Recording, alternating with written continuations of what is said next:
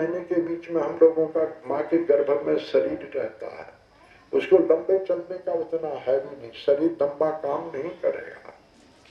जिन पेड़ों की 500 वर्ष की आयु अभी 1000 वर्ष, उतने नीचे गहरे जड़ में भी वो रहते हैं, उतने काल उनका शरीर चलता है। आत्मा नित्य है, परंतु शरीर सौभाग्य से ही मिलता है। मन शरीर परम सौभाग्य है, हर किसी को नर तन नहीं बारंबार, और उसमें भी परमात्मा के पथ पर चलना इन्हें ही कहीं छटके आते हैं।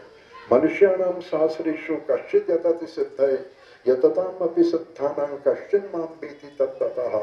हजारों में कोई आदमी परमात्मा की ओर आता है, और उसमें भी उनके अनंत कृपा के अमृत को पाना बिरला ही पकड़ पाता है। हमेशा के लिए भय से मुक्त हो जाना, मृत्यु से मुक्त हो जाना कोई खेद का विषय नहीं है। हम हर वक्त भोजन कर रहे, सवेरे भोजन कर रहा मनुष्य किस लिए? बचने को कर रहा है। शरीर चलेगा, बिना भोजन का शरीर नहीं चल पाता, मृत्यु का भय होने लग जाता है। नियंता ने शरीर के साथ अन्न जल की भी व्यवस्था की है। जहाँ शरीर दिया है, शरीर चलाने के साधन भी दिए। कपास कब से हम सब लोगों का बदन ढक रहा, कपास कब से चल रहा? कपास नहीं होता बदन कहाँ से ढका जाता? कितनी बड़ी व्यवस्था। कपास किसी ने बनाया, अन्न जल किसी ने बनाया। आज लोग ईश्वर की महिमा को जानने में, सुनने में, समझने में शर्म करते हैं, संकोच हो रहा है। परंतु अगर विचार किया जाए, जब गहरी बुद्धि से, हम तो खुद बना बनाया दिख रहे हैं, अपने को स्वयं बना हुआ देख रहे, मैं हूं ये तो हम कह रहे हैं, पर हम स्वयं अपने को बना हुआ देख रहे। कैसे बने, इधर भी विचार करें। जितनी सूरत है उतनी आंख, उतने नाक, कान सब पर है, पर आकार अलग अलग। आप करोड़ों आदमियों को एकत्रित कर दीजिए, परंतु आंख, नाक, कान सबका वही है, परंतु आकार अलग है, शरीर ढांचा अलग है। हर किसी का ढांचा अलग है। कोई लंबा, कोई चौड़ा, कोई छोटा, कोई नाटा है, कोई कुछ है, कोई कुछ है, कोई काला, कोई सांवला, कोई गोरा है, कोई कठोर प्रकृति का, कोई कोमल प्रकृति का, कोई साधारण प्रकृति का। कोई कठोर प्रकृति के भी है, कोई साधारण प्रकृति के भी है, और कोई कोमल प्रकृति की भी है। कोई दयालु है, कोई अत्यंत निर्दयी है। काशी मग सुर सरि क्रम नासा मरु मारव मही देव गवासा। एक काशी है जिसमें मनुष्य शरीर छोड़ करके भगवान शिव राम तारक मंत्र दे करके उसको मृत्यु के भय से मुक्त कर देते हैं। और एक कर्म नाशा है जिसमें शरीर छूटने से मनुष्य अधोगति को चले जाता। कर्म नाशा गया में। एक मरु देश है जहाँ वर्षा बड़ी मुश्किल से अब तो हो ही कर। एक मालव है जहाँ की भूमि हर वक्त हरी भरी तरित रहती है। एक बड़ा भारी दयालु महापुरुष है, दूसरे के लिए भी अपना सर्वस्व प्रदान कर देता है। हमारे जितने भी भागवत में महान पुरुषों का भी चाहे महान आत्माओं की महिमा को, उन्होंने भगवान की गरिमा को संसार में दिखाया है। अगर महान आत्माएं न हो तो संसार को कोई मार्गदर्शन ही नहीं मिल सकता। साधारण प्राणी मार्गदर्शन नहीं करा सकता है। सत्य पथ की ओर ले जाने में महान आत्माओं की आवश्यकता होती है। यदा यदा हि धर्मस्य ग्लानिर्भवति भारतः अभ्युत्थानम अधर्मस्य तदात्मानं सृजाम्यहम्।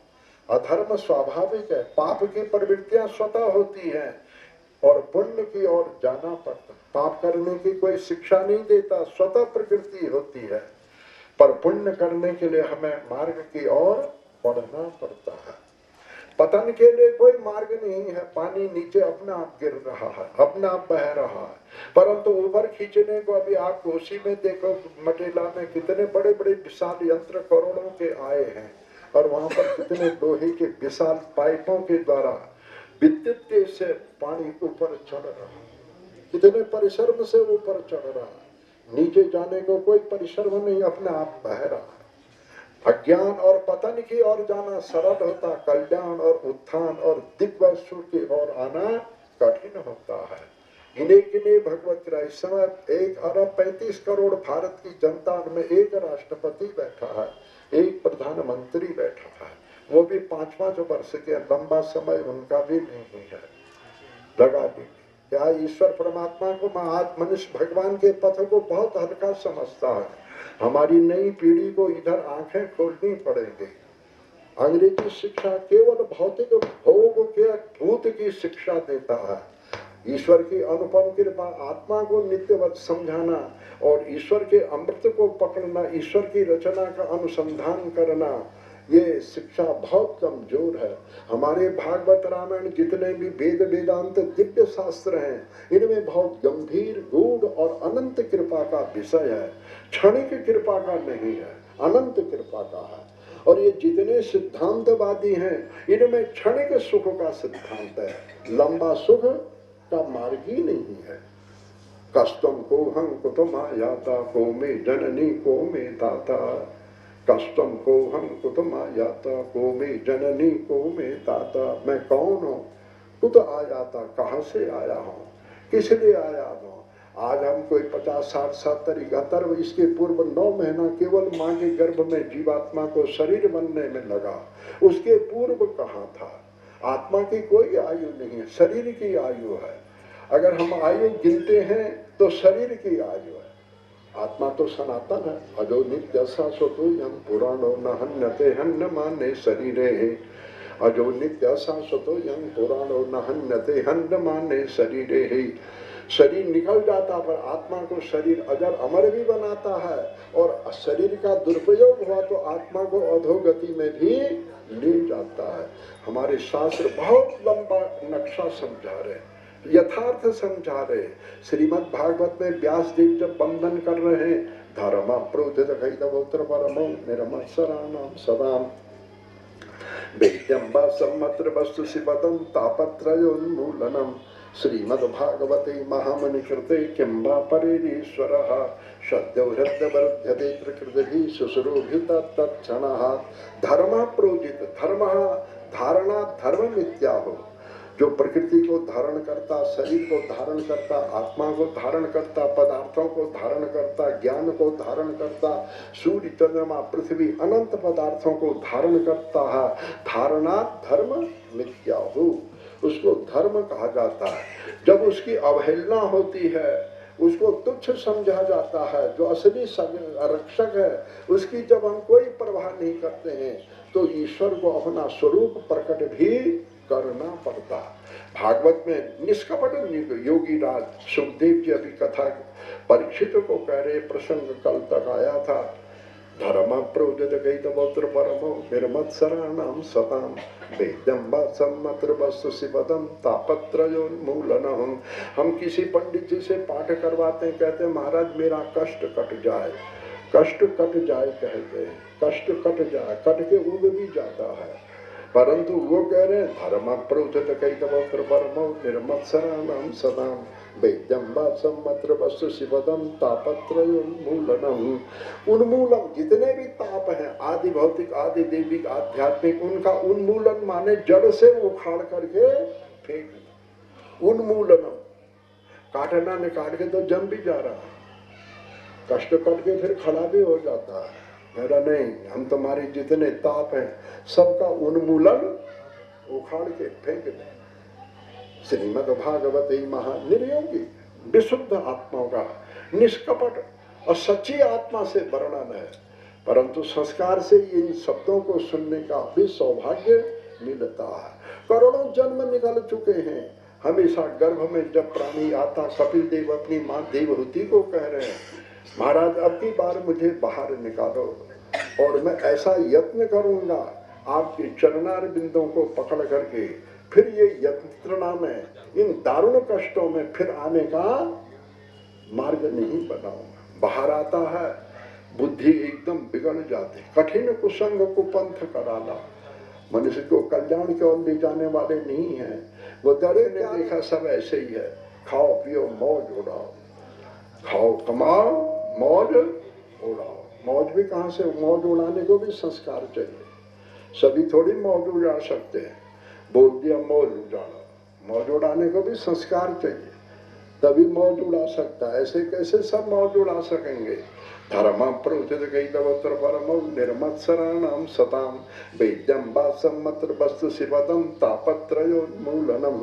श्रीमद परम भाग्य को देने वाला, अनंत दुर्गतियों से पार करने वाला तो तरणी है, दिव्य नौकाएं हैं। तेषाम हम समुद्धरता मृत्यु संसार सागरा। संसार में जन्म तो मिलता है, पर जानकारी के लिए जन्म मिलता है, ज्ञान करने के लिए जन्म मिलता है, अज्ञान से पार होने के लिए जन्म मिलता है मनुष्य शरीर। मनुष्य शरीर का जितना भी जन्म हमको मिल रहा है, ये अज्ञान से पार होने के लिए ही हमें समय मिला है। मनुष्य के पास भोजन आ रहा, हम देखो चावल भी छांट रहे हैं, वो भी छांट रहे हैं, वो भी छांट रहे हैं, आटा गूंद रहे हैं, वो कर रहे हैं। पशु के सामने जा रहा है, अब गाय के सामने घास जा रहा है, अब उसमें कांटा भी है, क्या करे, मुंह से ही छांटेगा।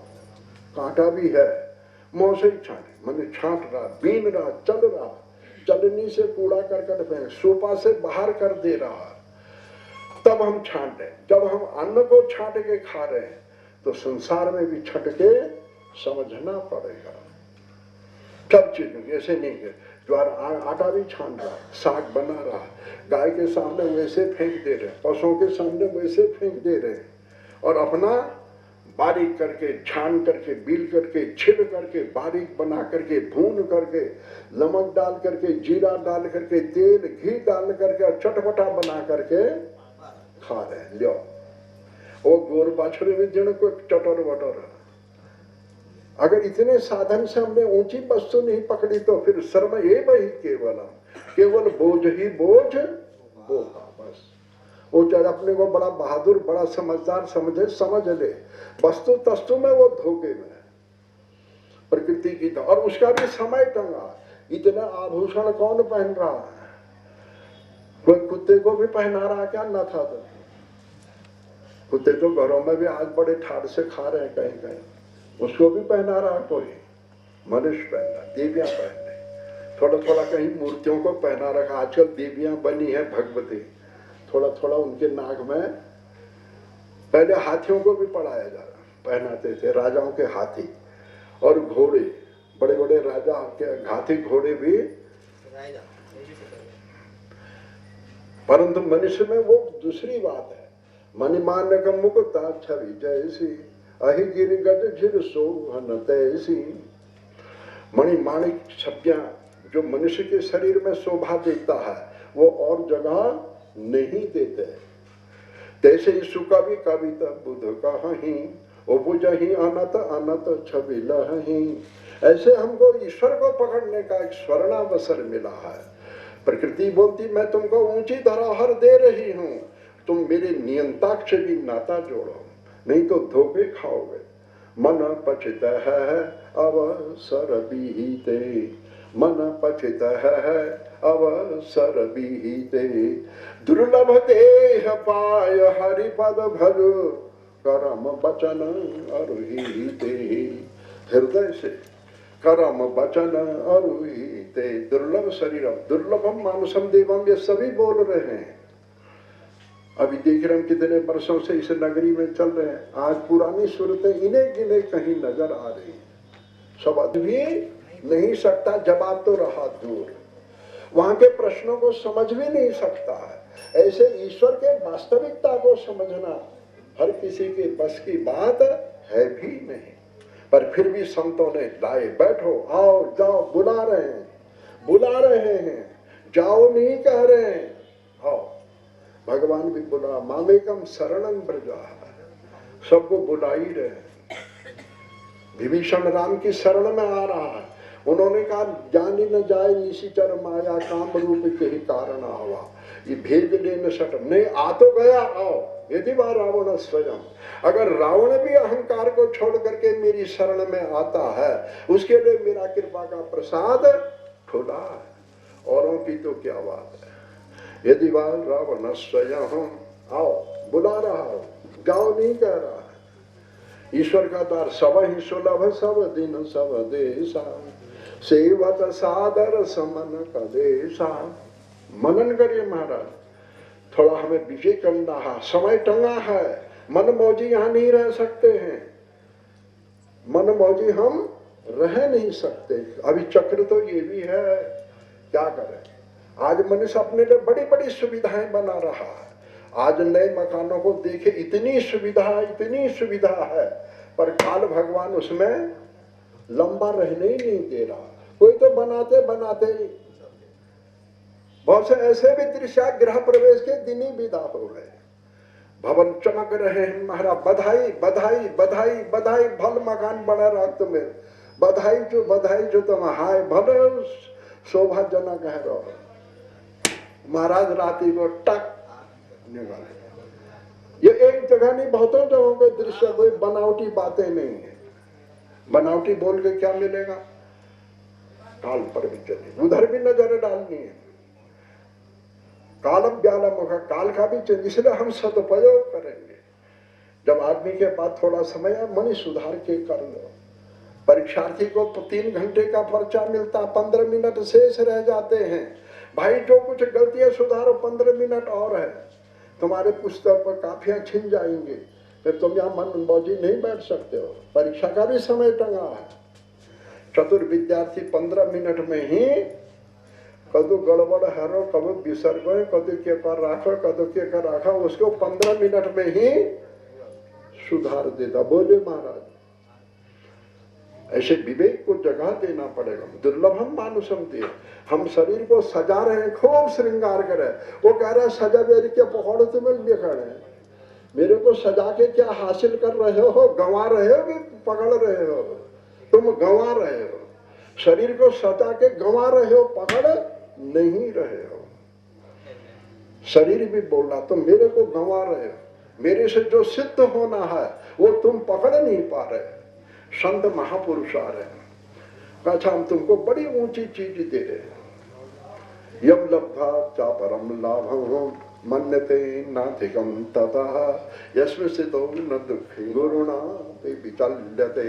यम लब्धा चा परम लाभम, बैठो बैठो। यम लब्धा चा परम लाभम, जिसको पा करके फिर दूसरा लाभ फिर नजर नहीं आता।